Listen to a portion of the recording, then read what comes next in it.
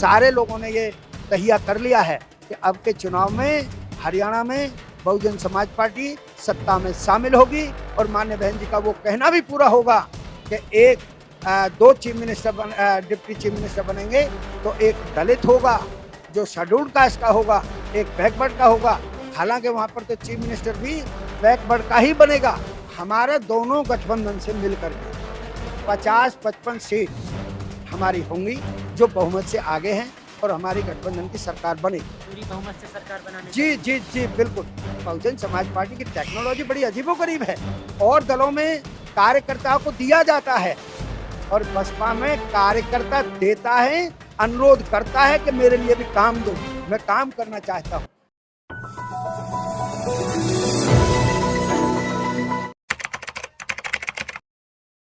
कि जो सबसे बड़ा दुश्मन है, जो सबसे बड़ा विरोधी है इस देश में, जो मानवर कांशीराम साहब ने सबसे बड़े उसको परास्त किया, उसको धूल में लड़ाया कांग्रेस को, उसका ही आज विकराल रूप जो बीजेपी के नाम से है, आज उस बीजेपी की भी हरियाणा में हवाइयाँ उड़ रही हैं। तो वो सब क्यों हैं कि जो आरएलडी, ये नेशनल जो INLD plus Bahujan Samaj party का जो एक गठबंधन हुआ है, पिछले वाले इलेक्शन में भी गठबंधन हुआ था लेकिन कुछ कारण ऐसे रहे कि जो वो अपनी पराकाष्ठा तक नहीं पहुंचा। लेकिन अब की बार बहुजन समाज पार्टी सत्ता में आने का पूरा हम लोग प्रयास कर रहे हैं, समाज को समझा रहे हैं कि बीजेपी से बड़ी और बीजेपी के नेताओं से बड़े झूठे इस देश में नहीं हैं। लेकिन ऐसे मौके पर बड़ी सही मौका आपने ढूंढा है मेरे से बात करने का कि यदि मान लो हम शासन सत्ता की तरफ को दौड़ रहे हैं और हर आदमी बहुजन समाज का और यहाँ तक के जो सर्व समाज के भी जो सुधारवादी नीति के लोग हैं, आज वो भी सत्ता तक जाना चाह रहे हैं, तो फिर सत्ता तक जाने के लिए वोट को डलवाना होगा, वोट की सुरक्षा करनी होगी और सही तरीके से वहां पर वोट कास्ट करा करके और उसकी सुरक्षा भी करनी होगी ताकि जो आजकल ईवीएम का जो कलेश है वो वहां न हो सके। हरियाणा की जनता से विशेष अनुरोध है कि वो सीधे सीधे बहुजन समाज पार्टी के चुनाव चिन्ह हाथी वाले खाने का बटन दबावें। मेरा अनुरोध है क्योंकि देश उन्नति का सही इलाज केवल बीएसपी के पास, तो हरियाणा का भी जो सारी समस्याओं का विशेष इलाज है वो बहुजन समाज पार्टी के पास है। लेकिन सर जो ग्राफ रहा पिछले कुछ चुनावों में बसपा का, वो बहुत डाउन दिखा, तो इस बार क्या बदलाव दिख रहा है बसपा में आपको? देखिएगा, आपकी बात ठीक है और आपकी चिंता भी जायज है।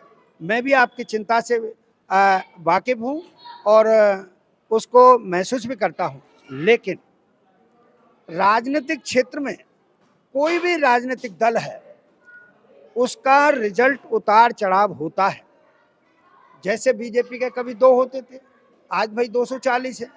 कांग्रेस का गढ़ होता था, सत्ता रही, आज वो धूल चाट रही है। और दल भी इस तरह के हैं जिनके राजनीतिक क्षेत्र में, चूंकि उनके पास इस देश में अगर मैं कह दूं तो 2 ही राजनीतिक दलों के पास अपनी अपनी विचारधारा है। एक बहुजन समाज पार्टी है जहां बाबा साहब के सिद्धांतों की बात करते हैं, हम उनकी आइडियोलॉजी पर चलते हैं। हमारी नेता माननीय बहन जी उसी चीज़ को कह रही हैं, उसी चीज़ को कर रही हैं। 4 बार उत्तर प्रदेश जो देश का सबसे बड़ा प्रदेश है उस पर 4 बार मुख्यमंत्री बनने के बाद उन्होंने यही सिद्ध किया कि बीएसपी का ये पैगाम स्वच्छ प्रशासन उम्दा का।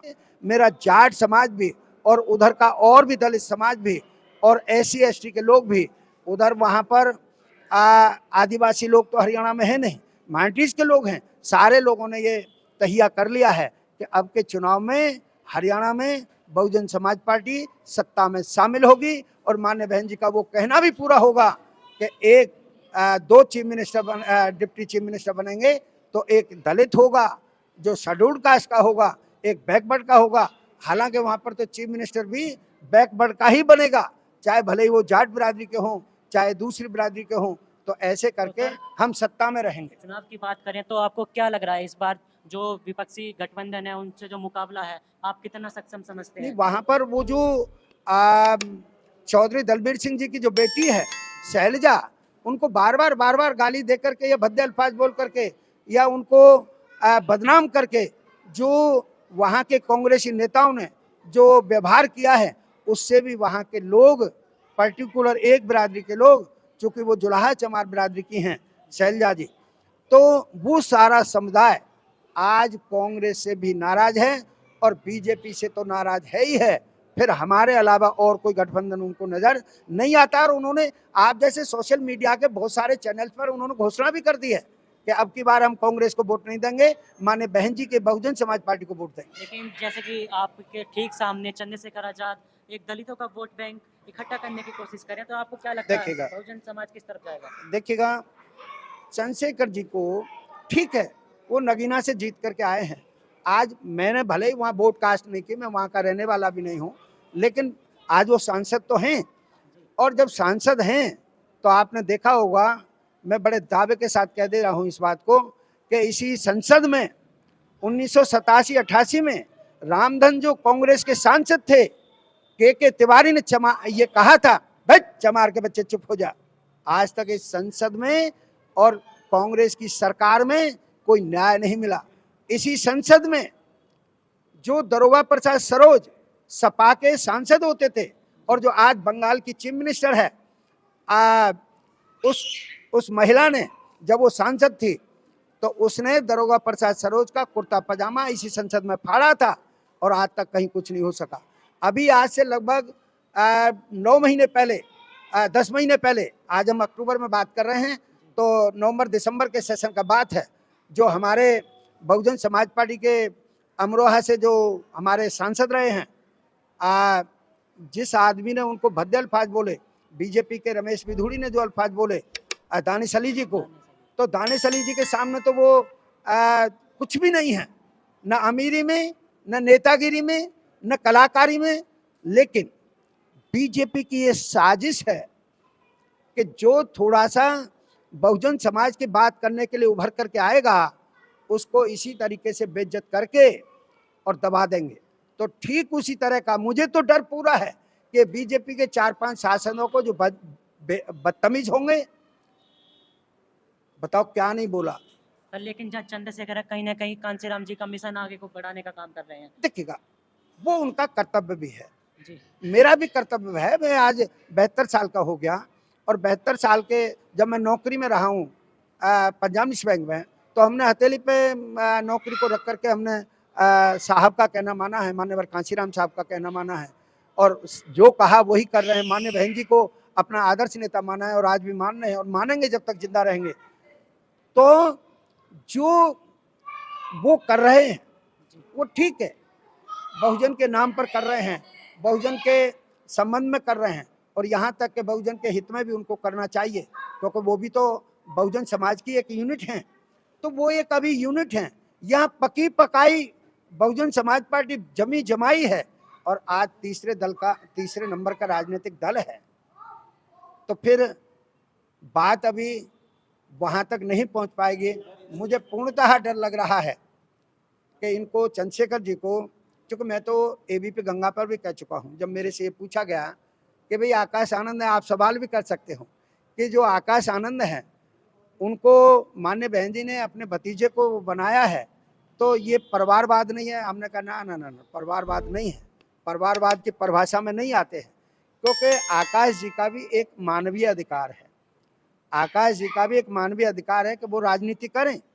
अब ये उनकी मर्जी पर है कि वो राजनीति अगर बीजेपी में चले गए होते, कांग्रेस में चले गए होते, आरजेडी में चले गए हो, जेडीयू में चले गए होते, सपा में चले गए होते, तब आप लोग नहीं बोलने देते कि देखो देखो परिवार को तो संभाल नहीं पा रही हैं, पूरे जमाने की चर्चा करती हैं।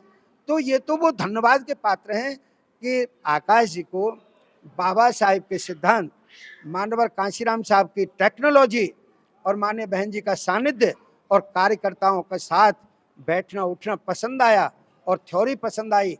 ये बहुजन समाज पार्टी की टेक्नोलॉजी बड़ी अजीबोगरीब है। और दलों में कार्यकर्ताओं को दिया जाता है और बसपा में कार्यकर्ता देता है, अनुरोध करता है कि मेरे लिए भी काम दो, मैं काम करना चाहता हूँ। तो जहाँ इतनी अजीबोगरीब हमारे दल की टेक्निक हो, उसको आज हरियाणा भी समझ रहा है। और ये हरियाणा हमारे लिए कोई नई बात नहीं है। तो सर कितनी आपके आपके माध्यम से कह रहा हूँ भाई, अम्बाला से हमारे सांसद रहे हैं, हम्म, अम्बाला से हमारे सांसद रहे हैं, और बीजेपी के सुपर नेता को हराया था, सूरजभान जी को। बीजेपी ने फिर उनको जा करके वो बनाया था, गवर्नर बनाया था।